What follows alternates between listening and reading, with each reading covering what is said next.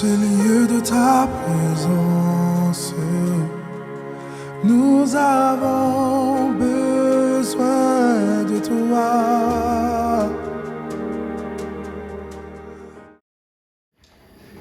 Pendant des années, moi j'ai donc été catholique pratiquante, je servais le Seigneur, c'était sérieux pour moi, mais je voyais toujours dans l'église Jésus il était toujours cloué sur la croix.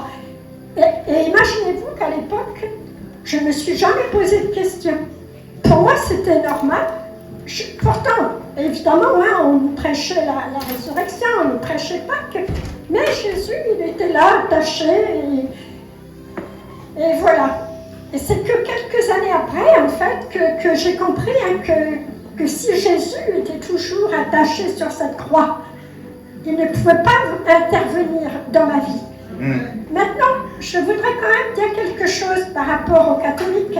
Il y a vraiment, vous savez, des catholiques qui ont une grande foi, qui vraiment aussi ont ce quelque chose. Ce n'est pas, je ne veux pas les cataloguer. Et par rapport à ça, je voudrais juste vous dire qu'une femme que je connaissais très bien était catholique, avait une grande foi. Et cette femme-là, un jour, elle a eu un cancer et je vois encore son fils, en fait, était le neveu de ma mère.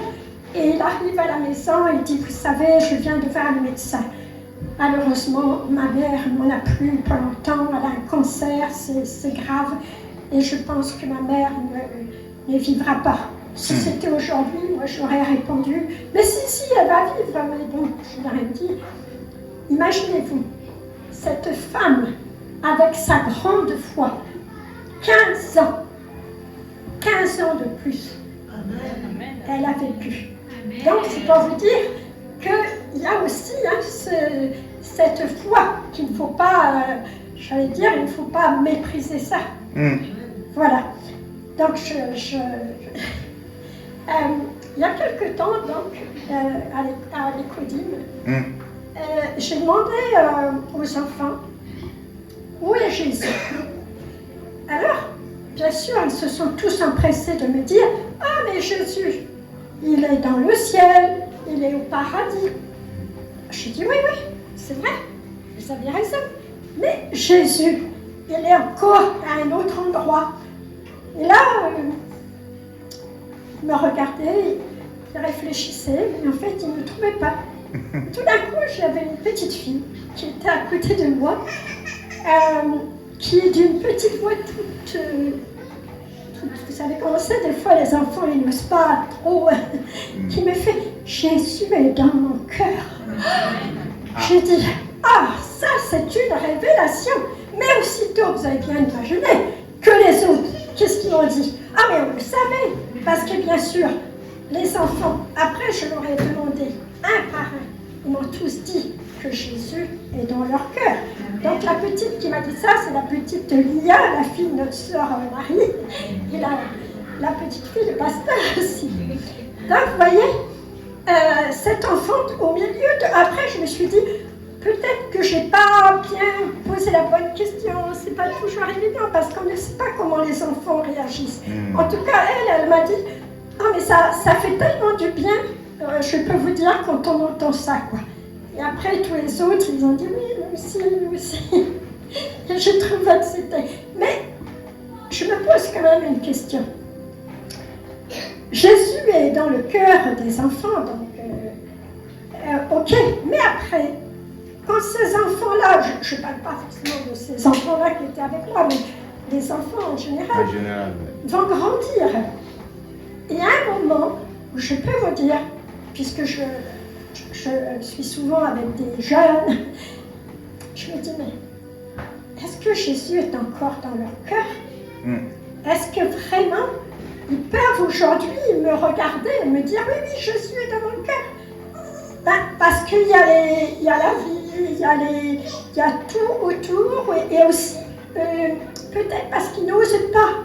Je pense qu'il y a un moment où ils n'osent même pas parler de Jésus, parce que, avec les copains, les copines, ça fait pas très style, quoi. Si moi, je parle de Jésus. Donc voilà. Donc, il ne faut pas oublier ça, que Jésus, vraiment, Jésus n'est pas mort pour que nous ayons une religion. Jésus est mort pour que nous ayons une relation.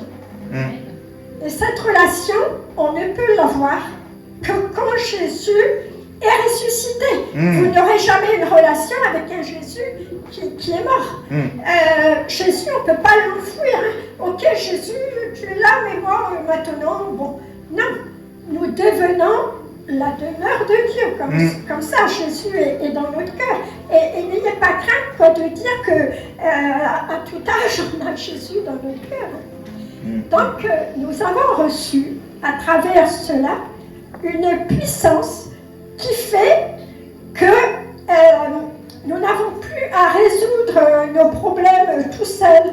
Nous avons une nouvelle force qui nous vient de ce Jésus. Nous avons une direction. Je peux m'appuyer sur lui. Je peux vivre cette résurrection. C'est reconnaître que Jésus nous donne cette puissance qui va nous transformer, qui va être avec nous, une foi agissante, parce qu'évidemment, on ne peut pas parler de cela sans parler de la foi, et c'est un chemin de vie qui est ouvert. Dans Jean 14, 6, alors c'est un verset que vous connaissez bien, et qui dit, je suis le chemin, la vérité et la vie. Donc il est bien dit le chemin. Donc ce qui veut dire que si on le suit, on va prendre le bon chemin. La vérité, c'est-à-dire suivant aussi le Seigneur pour rester dans les choses droites. Et bien sûr la vie. La vie. Jésus, c'est la vie. Nous avons la vie aujourd'hui parce que Jésus nous l'a donnée, parce que Jésus vit en nous. Vous savez, souvent, comme je parlais dimanche dernier, qu'à un moment j'avais perdu la joie de vivre. Vous savez, si j'avais perdu la joie de vivre, c'était simple. C'est parce que je faisais des choses qui n'étaient pas du tout à la gloire de Jésus. Et forcément, à un moment, eh bien, de plus, comme je l'avais servi quand même et tout ça avant, eh bien, à un moment, je me suis sentie très mal. Mais sauf que je ne savais plus quoi faire pour ça. J'avais perdu la joie de vivre, j'avais plus la paix, je souriais, ah oui, mon travail, oh là là, bien sûr, personne, évidemment, je n'allais pas le raconter. Et il fut même un moment où j'avais une collègue qui était très humaine et qui a vu, elle, l'état où j'étais et qui m'a proposé de l'accompagner à une réunion bouddhiste. Ah. Ouais. Non, vous pouvez dire, ah, oui, c'est vrai. Bon, finalement, c'était pas si mal que ça. Vous savez, quand vous êtes perdu et que vous cherchez quelque chose, vous allez un peu où le chemin vous mène. Hein. Moi, j'étais dans le chemin de perdition. Alors, autant peut-être essayer un autre chemin. Mais évidemment, j'ai bien compris rapidement, je suis allée à une réunion après en discuter avec ma collègue, qui était vraiment une femme qui avait de grandes valeurs morales, valeurs humaines. Mais elle était bouddhiste avec dans sa famille plusieurs chrétiens évangéliques d'ailleurs. Pardon, c'était pas mon chemin, j'ai arrêté. C'était pas ça. Ben oui, heureusement, hein. Merci Seigneur, vous imaginez. Et voilà, c'est qu'après, comme je vous l'avais dit l'autre jour, que un soir, je suis rentrée dans une église évangélique, et là, j'ai vu qu'il y avait quelque chose qui me manquait, et je suis restée. Donc, tout ça pour dire qu'à un moment, il faut recevoir Jésus. Il faut recevoir Jésus, mais un Jésus qui est vivant, un Jésus sur qui je peux compter, sur qui je peux m'appuyer, parce que Jésus, il est ressuscité, mais il nous a démontré à travers ça qu'il a tout accompli, parce qu'il ne faut pas oublier qu'il a été 3 jours aussi au séjour des morts, enfin tout ça. Mais un jour, il a eu la victoire. Et c'est cette victoire que nous devons avoir dans nos vies. Parce que à quoi ça sert que Jésus ait fait tout ça si nous sommes des chrétiens? Oh oui, je vais pas bien, oh ça va pas, puis assis, oh puis vous imaginez, vous vous rendez pas compte. Bah si, les gens ils se rendent bien compte, mais toi tu es chrétien. Et je peux même entendre des gens qui vont dire, mais qu'est-ce que tu fais là? Tu es chrétien et tu as cette tête de... Voilà. Eh bien non, c'est pas comme ça que ça se passe. Quand on parle de la résurrection, c'est la résurrection de Jésus. Amen. Et aujourd'hui, donc, nous faisons un culte spécial organisé par les femmes. Et vous savez que Jésus est d'abord apparu aux femmes dans Marc 16 à partir du verset 1. Donc Jésus a voulu montrer aussi, il avait pas mal de femmes qui l'entouraient et tout aussi. Vous savez, aujourd'hui, beaucoup de chrétiens pensent que la femme ne doit pas parler. Pensent que la femme doit se taire. Alors que non, c'est pas comme ça. Dieu nous a donné à chacun le même esprit. Il n'a pas dit je mets un esprit en l'homme et un esprit en la femme. Nous avons un esprit homme et femme pour justement nous permettre de continuer notre chemin et de pouvoir prêcher la parole comme on m'a permis. Alléluia. Je remercie les pasteurs qui m'ont permis de le faire aujourd'hui. Alléluia.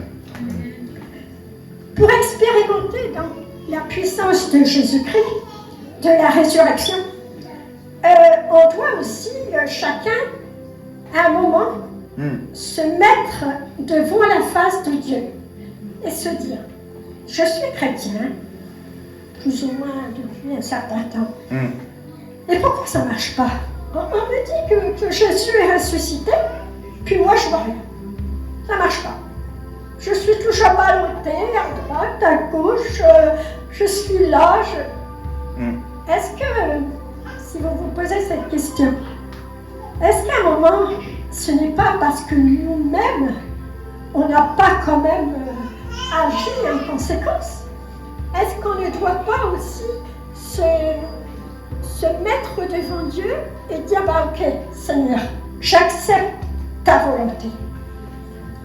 Parce que si on n'accepte pas la volonté, comment voulez-vous que Jésus marche dans notre vie? Les plans de Dieu sont magnifiques. Mais le problème, c'est qu'on ne se rend pas compte. Et souvent, on essaie de marcher selon nos plans, selon nos voies, un coup à droite, un coup à gauche, un coup devant, un coup derrière, ça c'est moyen, parce qu'il ne faut pas reculer non plus. Et on se dit, voilà, laissons-nous envahir par cette puissance de résurrection. Donnons véritablement notre cœur à Dieu. Parce qu'il est très facile d'avoir Jésus dans sa tête. Ah oui, Jésus. Mais s'il n'est pas dans le cœur, qu'allons-nous faire? Donc on doit, dans Colossiens 2, 6 et 7, nous allons prendre la parole. Donc si vous ne me voyez pas ouvrir ma Bible, c'est parce que je l'ai noté directement sur la Bible. Mais j'ai pris quand même ma Bible, vous voyez. Ça fait un peu surprenant peut-être, mais non. J'estime que c'est important parce que cette Bible, en fait, c'est pas l'histoire d'une Bible, c'est pas du matériel, mais elle contient toute la parole de Dieu. Tout ce que Dieu a déclaré est dans cette Bible. Et voilà pourquoi je l'ai... Je ne sais pas si on a... Amen. Donc c'est Colossiens 2, 6 et 7.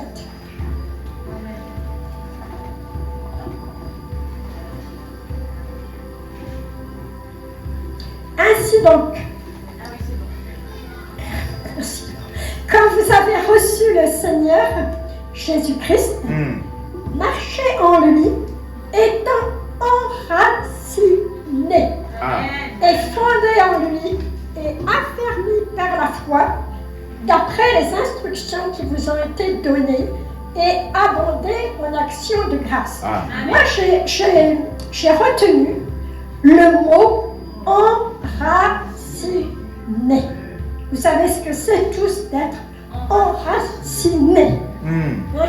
Ça veut dire être fixé solidement. Vous avez vu, il y a des arbres qui sont très grands, ils sont fixés solidement, même à un point que quelquefois, à travers le goudron, on voit des racines qui sortent. Tellement ils ont étalé, ils ont pris leur place, ils ont étalé leurs racines, ils ont tout simplement parce que nous avons chacun notre place aussi à prendre avec Jésus-Christ. Nous avons aussi ces racines que j'appellerais bien plantées, c'est-à-dire voilà, je suis là, Jésus, tu es là, je suis avec toi, et maintenant, quoi qu'il arrive, je te fais confiance. Pas si facile que ça, hein? Je l'admets, je le dis. Vous savez, quand on prêche la parole, on se parle à soi-même. Hein? C'est comme ça aussi. Alors donc, voilà, j'aime ça et te dire, et chez moi on dirait une expression, si je suis comme ça, bien plantée, je ne vais pas m'envoler au premier coup de vent. Voilà, le vent va arriver, la tempête va arriver, mais c'est pas une expression biblique, mais c'est pas mal quand même. Amen. Et je vais quand même rester moi debout. Amen. On parle, bien sûr, que quand on est avec le Seigneur, bien évidemment, je ne suis pas en train de vous dire que vous êtes avec le Seigneur, nous sommes avec le Seigneur, et tout ira bien dans notre vie. Alors, celui qui vous a dit ça un jour, c'est un mensonge, bien évidemment. Il y aura des tempêtes, il y aura des problèmes, mais justement, si Jésus-Christ est ressuscité, c'est bien pour nous aider dans ces moments. Donc, Dieu veut nous donner un avenir aussi. Un avenir sans culpabilité. Vous savez, quand Jésus a pris aussi, quand il a été ressuscité, et quand nous sommes devenus nés de nouveau, enfants de Dieu, eh bien, notre passé est resté derrière nous. Pas toujours simple quand même, hein, de dire que notre passé, parce que des fois, ah oui, mais vous savez, il y a ci, il y a ça, mais vous ne connaissez pas mon passé. Vous savez, j'ai vécu ci. C'est humain de le dire, mais alors que c'est Jésus maintenant qui est là et ton passé, ben, tu le laisses derrière toi et tu avances. Dans 2 Corinthiens 5, 17.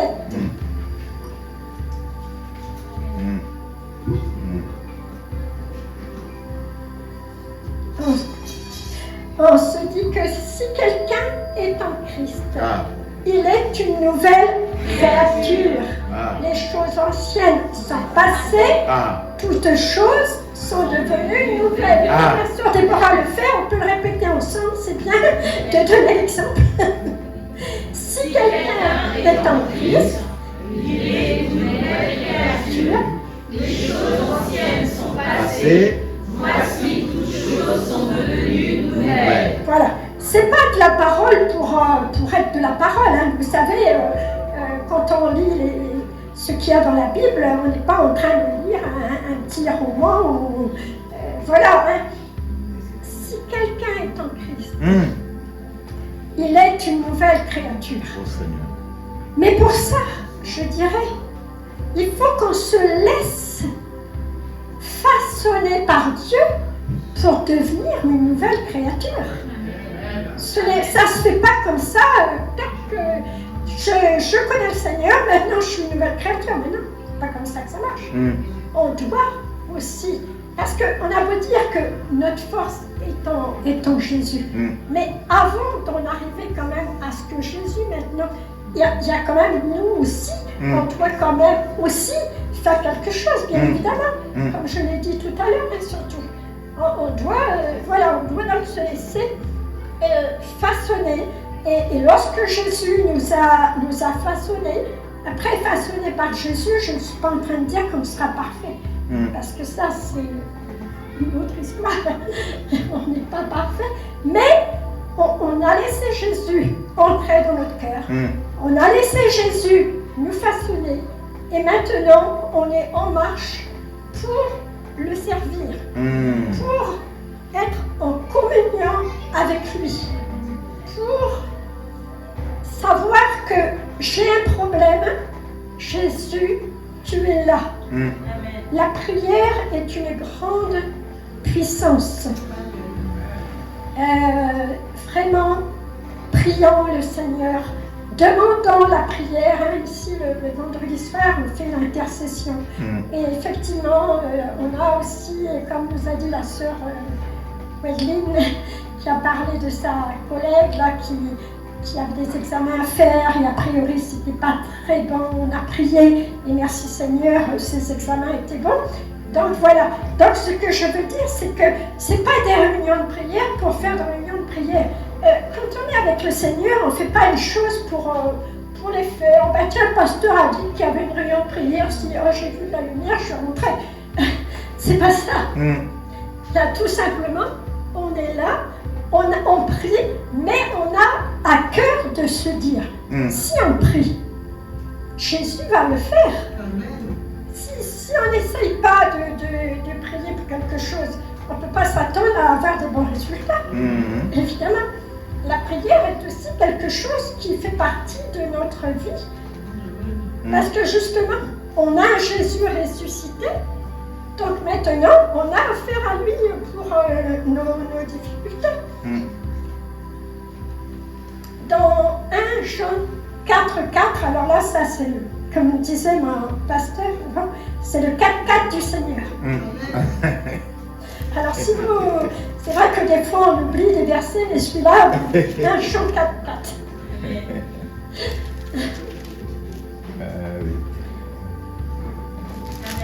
Alléluia. Amen. Moi, je vous laisse chercher la parole. Donc, vous, petits enfants, vous êtes de Dieu et vous les avez vaincus parce que celui qui est en vous, j'aime ça, est plus grand que celui qui est dans le monde. Parlez de faux prophètes. Alléluia. Celui qui est en vous est plus grand que celui qui est dans le monde. Si chacun peut dire, celui qui est en moi est plus grand que celui qui est dans le monde. Et oui, il faut s'approprier ces versets. Il faut s'approprier. Vous savez, en tant que chrétien, on doit s'approprier les choses. On doit les confesser. On doit les dire et les redire. Parce que c'est comme ça aussi qu'on avance. Oui. Vous savez, la résurrection de Jésus, c'est pas un fait historique. C'est pas quelque chose qu'on a lu un jour dans un livre d'histoire. Non, c'est vraiment la réalité. Et en tant que chrétien, nés de nouveau, même des chrétiens, comme je vous ai dit, qui ont vraiment cette foi, nous pouvons vivre dans notre vie cette résurrection. C'est pour ça tout à l'heure qu'en plaisantant, je vous dis non, c'est pas Pâques aujourd'hui. Mais la résurrection, c'est tous les jours, c'est pas une fois par an. Nous ne devons pas nous laisser abattre, comme je disais tout à l'heure. Vous savez, nous aurons toujours des circonstances qui vont faire qu'on pourrait se laisser abattre. Ça, c'est obligé. Je ne suis pas en train de dire des mauvaises paroles. Je suis simplement en train de dire, et vous qui êtes ici, et je suis sûre que si je ne le ferai pas, mais que je demande dans la salle, est-ce qu'il y a quelqu'un ici qui n'a jamais eu de problème depuis qu'il est chrétien? S'il y en a un qui se lève, je serais bien surprise. Parce que ça, c'est pas possible. Non, c'est pas possible. Mais justement, on a nous, notre Sauveur, notre Jésus-Christ. Ça c'est vraiment... Vous savez, c'est une révélation. Moi, un jour, justement, comme je vous disais que j'avais été catholique, que Jésus était sur la croix et tout ça, tant que j'y étais, je ne me suis pas posé de questions. Mais après que j'ai découvert qu'il y a une croix, qu'elle est vide, je me suis dit, mais oui, évidemment, Jésus n'est plus sur cette croix. Jésus vit dans mon cœur. Et c'est grâce à ça, enfin cet état de choses, que moi, je peux aujourd'hui avancer. Je peux crier à Dieu, je peux demander à Dieu. Merci Seigneur d'être sorti de la croix. Merci Seigneur d'être ressuscité. Jésus a vaincu la mort pour que nous puissions accéder au trône de sa grâce. Vous savez, comme moi, que nous ne sommes plus sous la loi, et heureusement pour nous, vous imaginez les boutons, les linteaux, tout ça, on est maintenant sous sa grâce et en nouveauté de vie. Donc, frères et sœurs, ne vivons pas comme si on était encore sous la loi. Ne vivons plus comme ça. Vivons cette grâce. Mais souvent, je ne sais pas, même pour des petites choses, des fois, moi je dis souvent, Seigneur, ta grâce, Seigneur, ta grâce. Parce que je sais que même cette petite chose, je ne sais pas, un truc vraiment terre à terre, hein. Il y a le bus, et puis des fois, j'attrape ce bus, Seigneur, ta grâce. Amen. Voilà, mais parce que Jésus est avec moi dans toutes les... Dans tout, il n'est pas avec moi que le dimanche à l'église, il est dans toutes les petites choses de ma vie, quotidienne.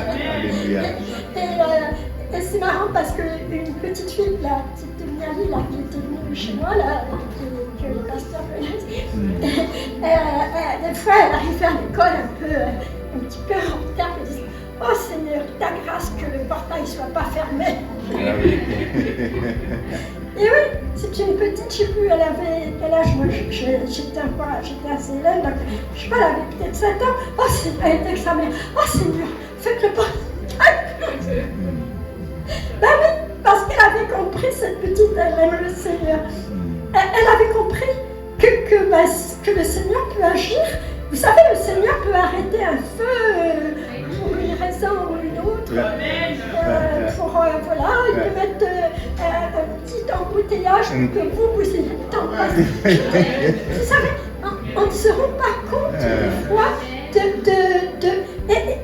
de même aussi, je dirais, qu'on ne se rend pas compte de tout ce que Dieu nous permet d'éviter.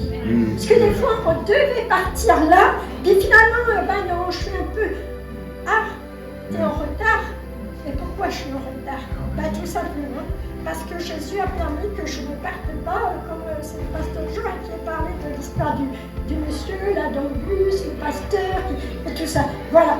Donc, vous voyez, ce que je veux dire, c'est que quand on a compris que Jésus est véritablement dans notre vie, pour tout, on fait appel à lui. Même si quelqu'un peut-être peut dire, mais c'est stupide ce que tu racontes. Mais non, c'est pas stupide, comme ça.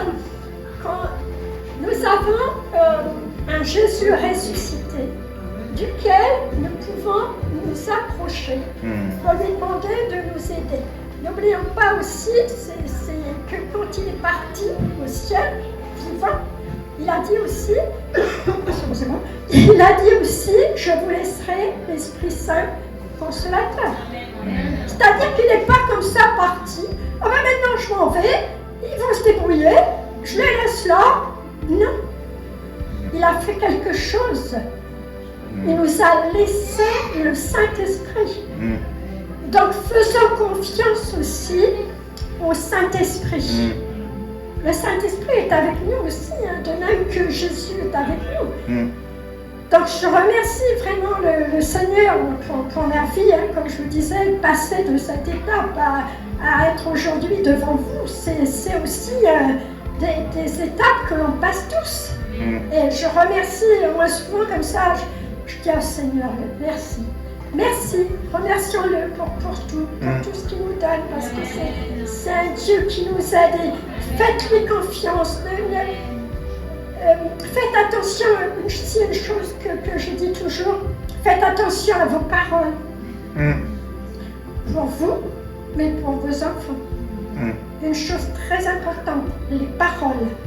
Vous savez, Dieu a créé la terre par la parole.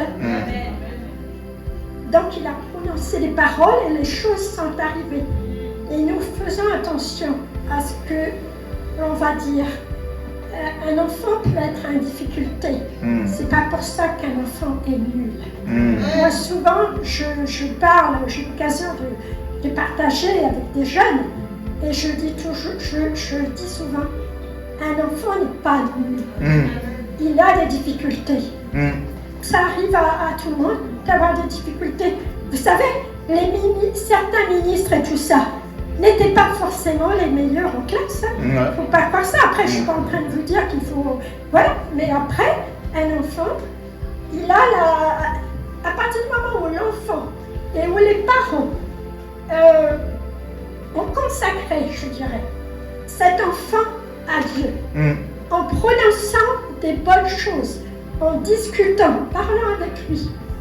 Et vous allez voir que même si votre enfant n'est pas le médecin que vous auriez voulu qu'il soit, qu'il est le pâtissier, bon je ne dénigre pas les gens qui sont pâtissiers, je trouve pâtissier, je ne sais pas pourquoi, mais il sera un très bon pâtissier. Où il est le problème? Il y a trop de parents qui veulent façonner leur enfant à leur image, ou parce qu'eux ils n'ont pas réussi, ou parce que ça fait bien. Mais non, votre enfant, il appartient cet enfant.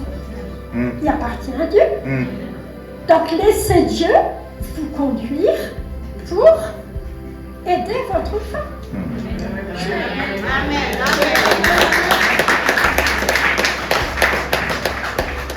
Donc je terminerai en vous disant, vraiment, prenez conscience que Jésus est avec vous.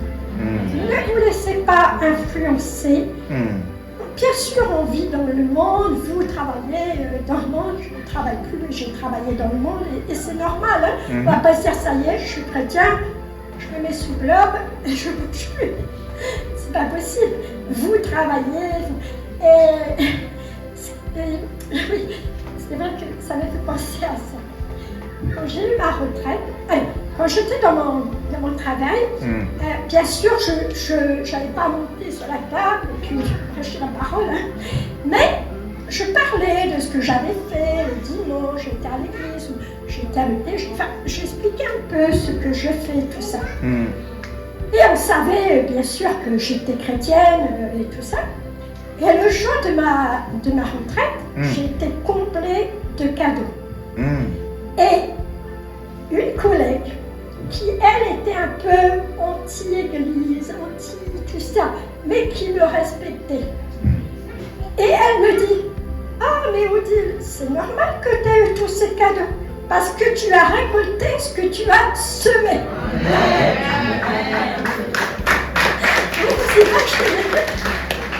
Je suis sur mon lieu de travail, et elle, qui était la plus anti, et c'est elle qui me prononce ces paroles. Voilà, vous voyez, c'est juste pour vous encourager, même parce qu'on a ce quelque chose que Jésus nous a donné. Ce quelque chose qui fait que on est différent. Même si ça va pas trop, mais on va quand même se dire, j'ai eu plein de maladies bizarres que personne n'a jamais compris et qui auraient pu être très graves surtout. Les médecins ne comprenaient pas, mais pourquoi ils ne comprenaient pas? Parce que moi je leur disais, mais moi votre maladie là, moi je vais guérir. Et ils ne comprenaient pas parce qu'ils se disaient, mais vous vous imaginez ce que vous avez là? Ah bah oui, je sais ce que j'ai, oui, j'ai vu le résultat, ils sont catastrophiques, je sais, mais moi je vous dis que moi je vais bien. Alors j'en ai plus, les médecins ils ont toujours rien compris avec moi. Même dernièrement, ouais, quand j'étais aux urgences avec ce problème, personne ne l'a compris. Le pasteur avait prié pour moi pendant les urgences. Voilà, je veux dire, après on peut se dire, mais c'est des choses, mais c'est pas des choses terre à terre, vous savez. C'est des choses de la vie de tous les jours et qu'on doit vivre. Ah, c'est ce que je demande aujourd'hui pour vous, pour terminer. C'est que vous puissiez vivre. Pas ce que moi, forcément, je vis ou qu'un autre va vivre. Vivre ce que vous devez vivre. Vivre ce que Jésus a planté en vous. Parce chacun est différent. Même une femme ne peut pas sauver son mari. Chacun en est différent. Et parce qu'on est différent, on a un chemin différent. Mais le chemin avec Jésus, laissez-vous rentrer dans ce chemin. Vous savez, Jésus est la source. Et moi, quand j'entends la source, j'aime ça. Vous savez, l'eau qui coule, c'est limpide, c'est beau, là, vous savez, ça fait un peu l'image. Et vous savez, dans